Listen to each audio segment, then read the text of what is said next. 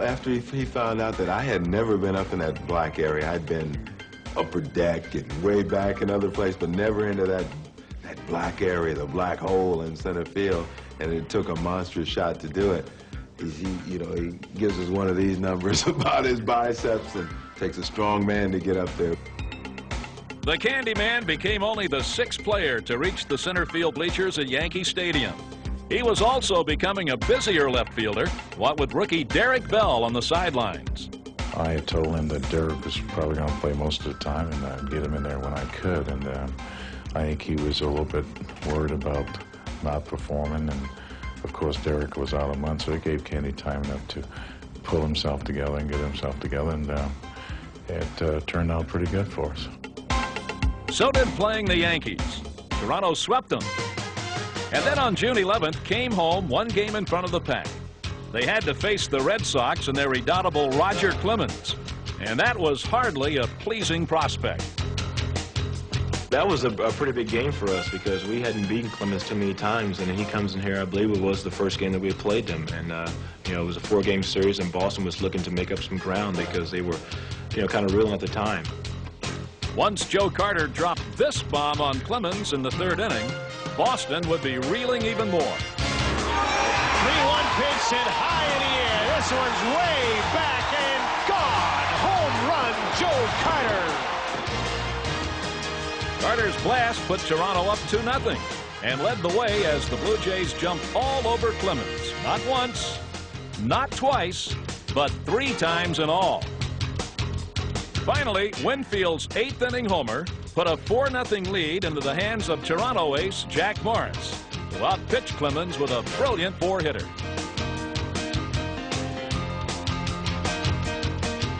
With the win, Morris ran his record to 7-3. He was winning big in the first half, and so was Juan Guzman.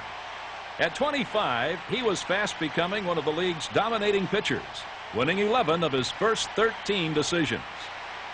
When this season started off, the 2 guys that really were carrying the load were really Juan Guzman and Jack Morris. We have a very talented staff. Juan Guzman has done a remarkable job again this year. We didn't think at the end of last season that Juan was certainly a flash in the pan. He was a guy that all of a sudden he found his release point.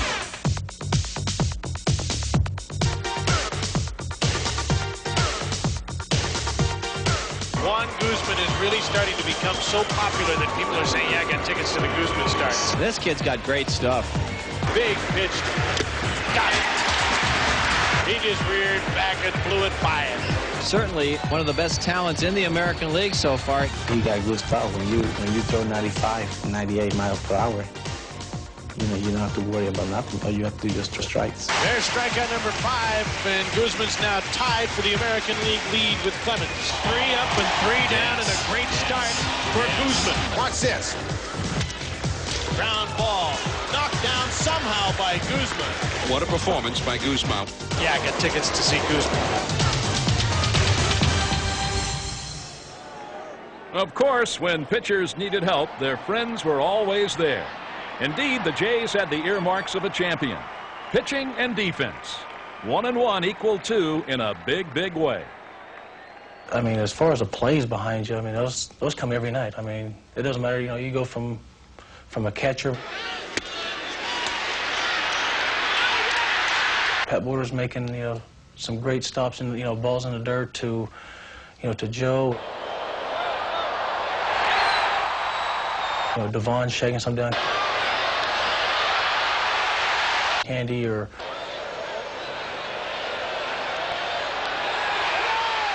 Robbie and these guys diving for stuff, or John Olbert even diving for stuff.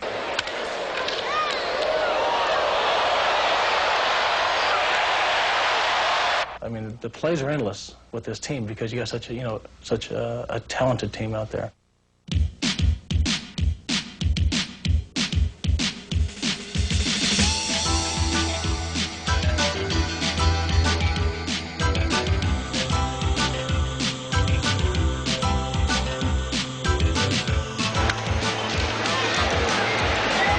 Where the ball is gone. Maldonado running hard. Nice play by Manny Lee.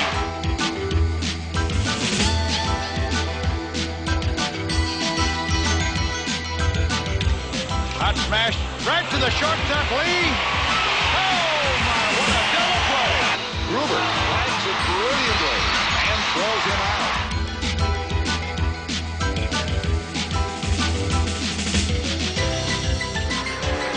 Runners going. Ground ball. Alomar shovels for one. Back to third. What a double play. Well hit. Devon White going way back and backhands it. Oh, great play by Devon White. Defense came to the rescue in this Canada Day game against Texas. With the score tied in the 10th and the bases loaded, Dwayne Ward delivered. Palmeiro ready, and Ward with the 2-1 pitch. Line toward the gap in left center field. Bell in a hurry, and he runs it down. Great running catch by Derek Bell. The Rangers leave the bases full in the 10th inning. Do not score. Greg Myers made him pay in the last of the 10th. He wants him to bunt. No bunt here. Drive to the gap in left center. That's going to go long. Derek Bell being waved around third, and the Blue Jays win it. What a way to jumpstart July. An extra inning victory at home and 7 more wins in a row. Toronto's longest winning streak in 5 years. And that's the ball game. Tom Hankey gets to save number 200. Up the middle, base hit. Ducey's around third. The Blue Jays win the ball game. To the 2-2 battle with his hitter. Devon White tracking back, makes the catch. A complete game shutout for Jimmy Key. There goes Alomar. Hit into left field. Base hit from Maldonado, and the Blue Jays win the ball game. Alomar took off. Maldonado got the hit, and the Jays have won 8 in a row. With all the momentum on their side, the Blue Jays marched into the All-Star break with a 4-game lead and a tie for the best record in the majors. But Toronto would have to put its momentum on hold while baseball packed up for San Diego. It was All-Star time, and for 3 Blue Jays, a proud night.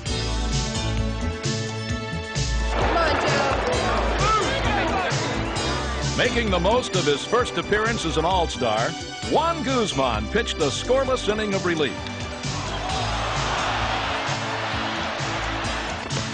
And being at this All-Star game was a special thrill for ex-Padres Joe Carter and Roberto Alomar. Okay, which side you hitting better from? Right side. Right? 366. Uh-oh. So I should shade you to pull it. It was a great feeling. I think so. You always remember where you came from the first time, where you played the first game in the big leagues. And I was real happy to go back to San Diego and see some of the friends. We were very happy. I mean, I could not have pictured a better scenario. You know, being traded from San Diego, and then my first All-Star game was right here in Toronto, hometown. And then the second All-Star game was in San Diego, where you just came from. I mean, I had a lot of friends and family there who we wanted to go back and see. My kids enjoyed it. My wife enjoyed it. Everything was great about it. And for us to play, myself and Roberto to play, you know, in front of our, you know, ex-hometown fans was quite a thrill. And then for both of us to start, I mean, that was also a dream come true. We went out there, we had a great time. We, you know, put together 7 hits there in the first inning. Robbie stole 2 bases in the second inning to tie the Major League record. So we enjoyed it and we had a great time there. For Padres fans, seeing some old favorites may have felt like old times. But to grateful Blue Jays fans, Alomar and Carter were bringing Toronto the best of times. The one thing about Joe and Robbie, the thing you can say about both of them is that they enjoy playing baseball. And you can watch them on the field. These guys enjoy playing baseball. They're having fun doing it. Unfortunately, sometimes in a particular occupation, people don't all the time enjoy their occupation, but they do. And I think that rubs off on the other players, and the fans, I think, recognize right away that these guys have fun playing baseball.